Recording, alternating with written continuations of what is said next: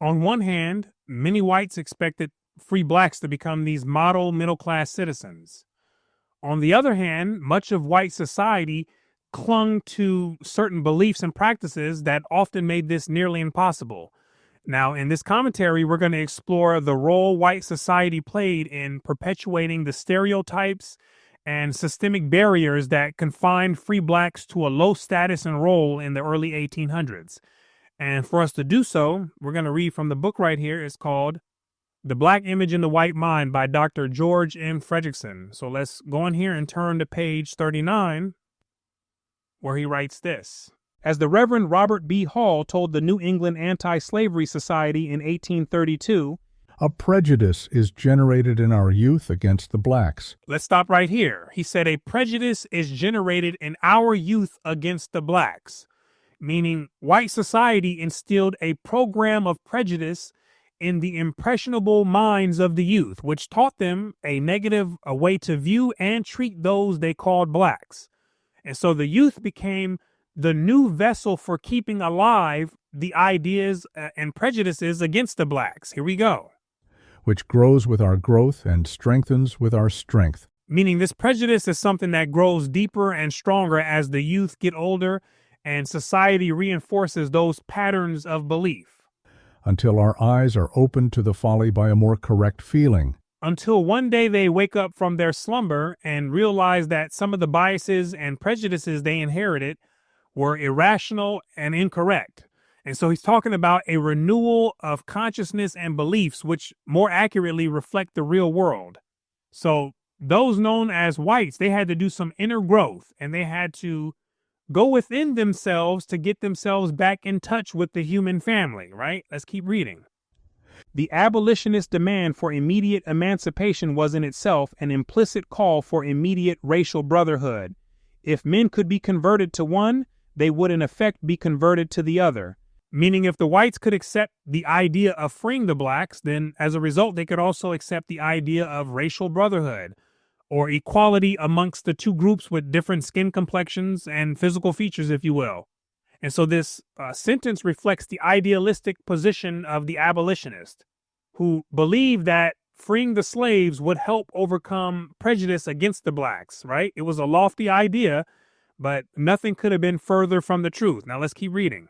But on another level of abolitionist discourse, prejudice was recognized less as a sin than as a sociological fact resulting from slavery and free Negro degradation. Abolitionists generally made this point when disputing the claim that prejudice was the inevitable result of differences in pigmentation. It is against condition, degradation, and poverty that the prejudice lies, and not against the color of the skin, one abolitionist writer affirmed in 1838. And late in his life, Garrison made a clear and unequivocal assertion of what had always been his basic position. The color of the skin, he told an English audience after the Civil War, has nothing to do with prejudice. It is the offspring of slavery. It is not to be found anywhere in the world, excepting where slavery has victimized those of the Negro race. Such an analysis would seem to suggest that the only way to begin to eliminate prejudice was to abolish slavery. But, as abolitionists commonly acknowledged, prejudice itself was a major barrier to emancipation. The abolitionist emphasis on the exemplary possibilities of free Negro self-help can be seen in part as an effort to break out of this vicious circle. What vicious circle? He's talking about the prejudices leading to oppression, and then oppression reinforcing the prejudices in a cycle that continueth indefinitely. And so the abolitionists placed heavy emphasis on free Negroes developing themselves away from the inherited Negro mentality. And this was to be done in a way to allow them to be socially accepted within the society. Here we go. By improving themselves and becoming model citizens, the free blacks would destroy the identification that existed in the public mind between the Negro and the degraded slave. The goal was to break the chain of associated ideas in the white mind. The white mind linked people with rich brown skin, who they called blacks, with being a slave and people of the lower realms, right? It connected these two. And so they were conditioned to make these connections. And the author is saying that the abolitionists sought to raise the character of the Negro and also the consciousness of the free Negro by encouraging them to become model citizens, right? Which would show themselves to be different from the degraded slaves. And this had a goal in mind of creating new associations of idea in the white mind so it could connect the free Negro with this model citizen, right? And connect them, right? Can you see that? Let's keep going. This apparent tactical necessity explains and to some extent justifies the patronizing preachments addressed to free Negroes. But the circle had not in fact been broken, because the free Negro himself was held down by prejudice and was the product of his own background and heritage. Hence, he was not usually in a position to respond to the abolitionist demand that he earn his full equality by becoming an exemplary middle-class American. In refusing to push an environmentalist interpretation of black degradation to its logical outcome by acknowledging that most blacks in the North, as well as in the South, were so acted upon that there was comparatively little they could do to improve their own situation in the ways that whites recommended, the abolitionists revealed how their underlying commitment to an individualistic philosophy of moral reform prevented them from perceiving the full dimensions of the American race problem. A related failure of perception was their apparent underestimation of the force of color prejudice as a semi-autonomous influence on white thought and behavior. Meaning the abolitionists underestimated the color prejudice and how strong it was, and how it had taken on a life of its own, and it was influential on white consciousness, regardless if blacks were free or not. And this independent force made addressing inequality way more complex than just ending slavery. That's what he's talking about. There was probably more truth than they were willing to acknowledge in Tocqueville's suggestion that slavery per se did not fully explain white prejudice and black degradation. In the United States, an invidious group identity had been forced on all Negroes not only because they were or had been slaves, but also because of a racial visibility, a palpable physical difference, which made it easy for blacks to be singled out as victims of stigmatization and discrimination whenever social tensions prompted insecure whites to buttress their own self-image at the expense of a noticeably different group. An identity, a status, a role, and an image, all these things have been forced upon these people by the whites, who linked slaves to physical features.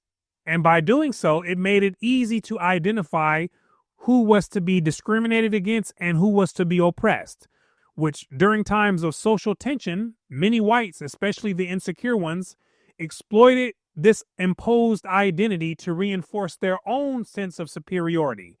Meaning when times got hard, they could always take a puff of the good old white supremacy and get high. Now let's keep going. Prejudice would undoubtedly have existed to some extent even if Africans had arrived in North America as free immigrants. When slave background was added to color as a basis of stigmatization, a powerful set of anti-Negro attitudes was created, capable of surviving the formal abolition of slavery and serving the psychological needs of white groups in a competitive free labor society. It can also be argued that the decline of corporate thinking that undermined colonizationism and helped lay the foundation for the abolitionist emphasis on universal egalitarianism and individual moral reform also helped set in motion more powerful currents running in a different direction, toward an articulate and aggressive racism which excluded the Negro from the society of competing equals without deporting him, by the simple and brutal mechanism of formally defining him as subhuman, which we've dealt with in previous commentaries. And the important thing to understand about defining people or things is that this is a very powerful way to control people's interpretation of reality. That's why conquerors like the earlier European rulers and the oppressors like the white elite spent so much time and energy doing this, right? They understand this. They understand how it works and the consequences of doing it. Now, the Negro, on the other hand, they hardly understood any of this. They didn't have a clue about this. The abolitionist philosophy of social reform through individual self-regeneration, with equivocal and sometimes grudging concessions to the inescapable effects of a repressive environment on the black character, would not prove an adequate response to this challenge. Meaning self-development of the free population was not going to be enough to really impact the society at that time. The white mind was way too ingrained with prejudices, ideas and definitions about the blacks, right? Making it nearly impossible to change their perception at that time. The white consciousness was way too far down in the pit and it was unwilling to climb out, which is why Dr. Fredrickson writes that individual self-improvement was an inadequate response to this challenge. Now let's finish up. Moral exhortation and example were not powerful enough to persuade very many whites to give up the social and psychological rewards they derived from a sense of their own racial supremacy, or to convince most free blacks that it was worth the effort to engage in difficult, frustrating, and perhaps unavailing efforts to prove their worth in the eyes of white Americans by achieving a kind of middle-class perfection that few whites had actually attained. The psychological reward is the puffing on big packs of white supremacy and then getting dopamine rushes from the feeling of being superior to other people, which was and still is a real thing for many of them, right? And you have to understand that this high has its greatest effect based on how low the blacks are, right? That's what creates this polarity. And so the lower the blacks are, the higher the whites get off of each puff. And so for white consciousness to survive and thrive, it depends on black consciousness to remain degraded and oppressed, right? Which was especially apparent during this early 1800s time period, right? And in this time period, the author argues that even if the blacks would have made any significant social improvements and became these model middle-class citizens, it still wouldn't have meant anything because the white mind was way too locked down with its inherited ideas that they had received since a youth and continued to pass on along to the newer generations, right? And so most of the blacks, they were really blocked off from making any improvements, and they were heavily at the mercy of white opinion, right? And so I want you to think about that as we continue to go along the journey of decolonizing the mind and climbing the consciousness out of the pit, right? And so I want to thank you right now for watching all the way into the end. My name is Brooklyn St. Michael, and I'll see you in the free world.